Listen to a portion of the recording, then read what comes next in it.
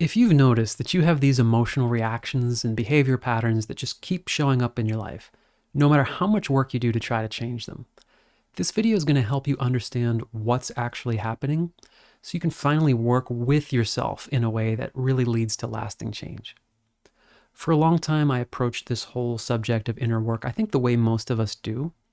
I would just use different techniques and really dig into them. Some things really helped me. They'd usually hit a plateau.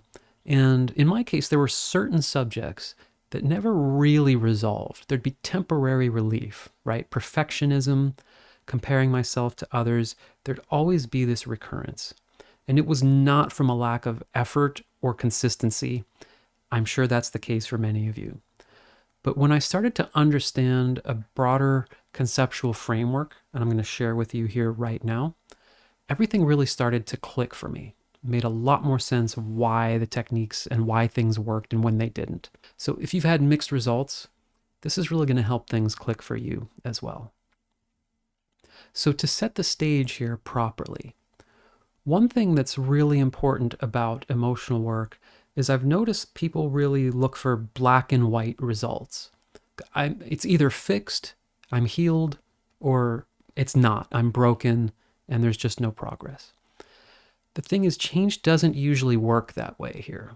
It's a lot closer to physical training and exercise. Strength builds gradually over time, and we feel sore in between. We kind of understand that. Without a clear framework with this stuff, it's really easy to be very diligent, but you don't really understand if things are actually changing unless you have one of those giant breakthroughs. Then we're hunting for those big breakthroughs. So a really practical place to start with all of this to make it clear and measurable is the subject of triggers. Triggers are really anything that cause an automatic emotional response.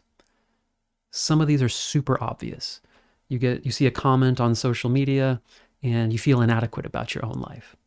But a lot of them are also really, really subtle, like the tone of voice you hear from someone or something you catch in the background.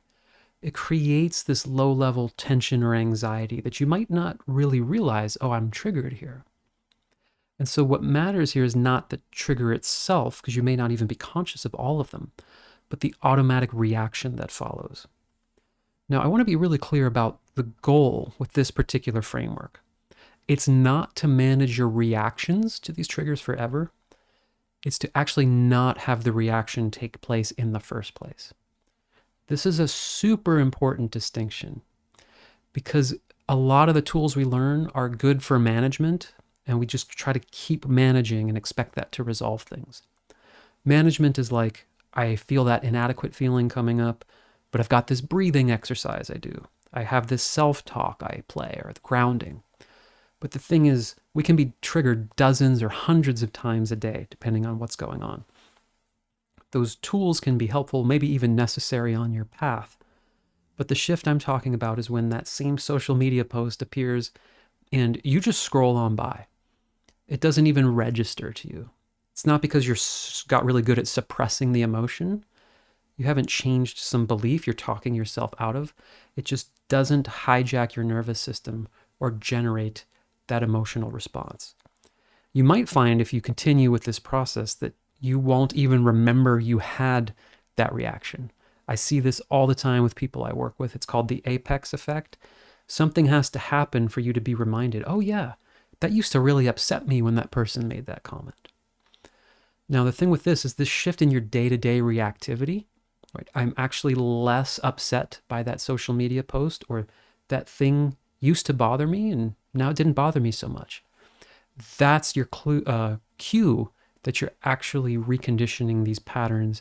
You're not just managing better. And it gives you a way to measure your progress much more concretely. So if our goal is not just managing these reactions, but changing these patterns underneath, we do have to look briefly at how these patterns are created in the first place. This really matters because a lot of the tools we learn in this work are very thought-based, right? Self-talk, changing beliefs. These can be really helpful, but it's not the full picture. These patterns that drive our day-to-day reactions, they're not created through thought or explanation. They were formed through direct experience. Your body and your nervous system learn them directly. The classic example is the hot stove. You touch it once, your body learns that instantly. And it's valuable it does that because you don't have to use thought to remind yourself, okay, remember, Evan, don't touch any hot stoves today. The interesting thing, we don't always connect this, is that we can learn in that same way from emotional experiences. So as an example, like here on the screen, if you start to cry when you're younger and you're really consistently or perhaps harshly criticized for it, shut down, don't cry, your system learns that in a similar way. Just like the stove is, ooh, don't touch that again. You internalize it in some form of like crying isn't safe, or expressing heavy emotion or sadness creates this negative reaction in the adults around me. The emotional response of that crying, which is a natural human response, it has a lifespan to it, and it doesn't have a chance to actually complete and move through the system. It stays active instead. It's like literally, you've heard that metaphor of uncried tears. It does get stored. And you can imagine that same kind of incomplete learning, right? Experiences that don't complete, happening thousands of times as a child. Not that they're all big, giant experiences, just these little moments where we say, oh, that doesn't work. Oh, I get made fun of if I do that. Oh, I have to be the achiever to make people around me feel good. All of these different elements. We do want to know what it looks like when it completes, when the emotion does complete. We actually see this all the time. In a perfect world, right, the child cries, they're allowed to cry, they're given some reassurance and some context, and the body's just sort of, just returns back to baseline. When you're a child, which is when a lot of these things happen to us, and a lot of these patterns get formed, you don't really have the bandwidth to process big emotional experiences or understand what's really going on here. The ability to do that really comes from the presence of an adult who's there, or just a more regulated nervous system that puts it all kind of in place where things can complete. You'll notice if something really scary or upsetting happens to a child and they're alone, or they will like instinctively look to find an adult. It's just too much to process all alone. And again, this does not have to be someone yelling at them, something really traumatic. Of course, many of you do have real traumatic experiences that are even more intensified in that way. But with that kind of support and environment, the tears, the emotion moves through the system and it settles down. We literally use that expression, I got that out of my system. You can observe that frequently in life. So, okay, we're walking around and we've got all of these incomplete emotional experiences still running in us. What's really interesting and important to note about them is they don't show up as, hey, I'm your sadness from age 6 years old. They show up in the very behaviors that you're probably here looking to change. So the reactivity to your partner, that self-defensiveness or even self-criticism. These are not random patterns. They're not just like defects or something wrong with you. Interestingly, they are protective mechanisms. Your nervous system is actually trying to keep you from feeling those incomplete feelings that it still believes would be overwhelming to you, right? And the reason it does this is it's the same mechanism that learns the stove is hot. And a stove is hot whether you're 5 or 55. It becomes like part of your physiological understanding of life. So your system still assumes that those old emotional rules still apply, right? Crying is going to get me in trouble. Feeling this emotion isn't safe. But it's also smart enough to know to not present it in the same way. Say, oh, you can't handle crying. Instead of crying, it just turns into shutdown. It'll turn into that defensiveness or pulling away from your partner. So even though the way it's manifesting in your life is uncomfortable and it doesn't look all that healthy to you, you want to understand that it is a protective role. It's saying, let's do this to protect us from feeling those things which are overwhelming or will cause an even bigger problem. Seeing your patterns and these emotional reactions as protectors is actually very practically helpful for how we work with them in a way that really allows them to change and not just keep trying to cope. So the thing that allows these protective mechanisms to actually change is bringing in what I call this adult capacity, right? So emotional work at its core is you teach the nervous system through experience that stove is no longer hot. The emotion behind the crying is actually okay to be felt now, even though it wasn't before. This is not by explaining it. Remember, your system doesn't learn through explanation, can't force it or will it. You have to actually go consciously towards that same emotional experience, that crying, in a different way, where there's more support there and there's more stability. So it doesn't matter that you call it adult capacity. It's just understanding that there's these incomplete experiences, and when we meet them or we have support and something meets them with a bigger space, they go, oh, this can actually be felt now. Oh, I'm feeling it and I'm doing okay. And it feels bad, it's intense, but I can handle it. This actually teaches you that stove is no longer hot. And one thing that's important to note, because I'm sure many of you have done this or will try this in different ways, just because we're adults now, it doesn't mean that we automatically have the adult capacity available us to go back to every triggering thing that happened to us, especially traumatic experiences. Like if you as the adult are really emotionally flooded about a situation, you don't have the bandwidth to just go into that experience and be that bigger space that can support it. So that's often where we need some tools and maybe some outside support, someone to facilitate with us, where they kind of act as that bigger space for things to help complete. So a lot of our struggles with this work in general, right, is how we relate to what's happening inside of us. Remember, these are protective mechanisms. They serve a function. But most of the time we're so trained, right, to see these uncomfortable thoughts and feelings within us like they're problems to fix.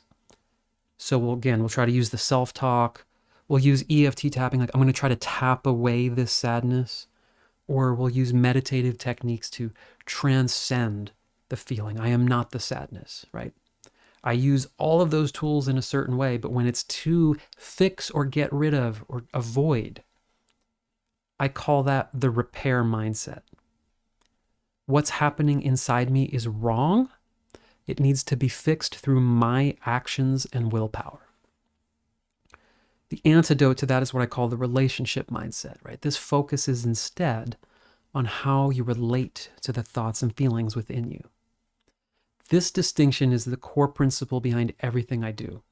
I believe it has the greatest impact on how any technique, how well it works or doesn't work. You can do any technique, even, I'm sending myself loving kindness, from the repair mindset of, okay, I'm going to try to do this loving kindness thing to get rid of that sadness. Or from the relationship approach, which does not assume anything within you is broken. It recognizes the protective role of these patterns, even if the way they're manifesting in your life now looks really dysfunctional.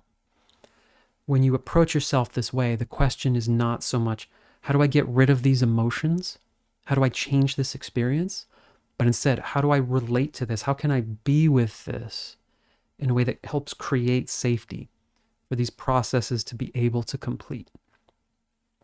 This is why I like literally visualizing these emotions sometimes as protectors, or this emotion of sadness or whatever you're feeling, literally picturing it as a young child who's sad, because that can make it a lot easier to become curious. Hey, what are you feeling? Instead of get that out of here, right? Get rid of it. It's so easy to think of things that way. Now, the good news is you don't have to figure out everything that happened in your past that needs to be healed when you start leaning into this relationship mindset. Your system, because you're listening to it, you're curious, it will show you what's ready to be processed. What needs your attention will arise naturally, and what's not ready to be processed, what you don't have the bandwidth for, stays calm, stays quiet. This prevents you re-traumatizing yourself This keeps things moving at a manageable pace. So you don't go in there and decide, okay, today is the day I work on that event from when I'm 5. That was super overwhelming. You don't have to dig through your entire past, thankfully. A lot of times memories won't even come up. They'll just be this raw emotional processing. You don't have to relive everything that happened to you. When that safety and presence is there, the system leads the way. It brings forward the next step. So it's never about forcing progress. It's about learning how to listen. And also, because we have this context of triggers, life will be triggering you. Life will be showing you things that happen. You go, oh, okay, there's a response. Let me be with that response. There's something here that's incomplete. Completely changes your relationship. Remember, it's incomplete processes given the space to complete that will help you understand why any technique is sometimes working, why sometimes meditation seems to have this effect, other times it doesn't. It's whether you're creating space or you're using it to avoid the emotion. You can filter almost anything through this. It's beautiful. And so if you want a clearer map of this approach, there's a free ebook linked in the description. It lays it out with a little more detail and guidance. And if you actually want to go through and do some of this work together, the next video here in the series will walk you through the process working with your system. So check it out, and I look forward to seeing you there.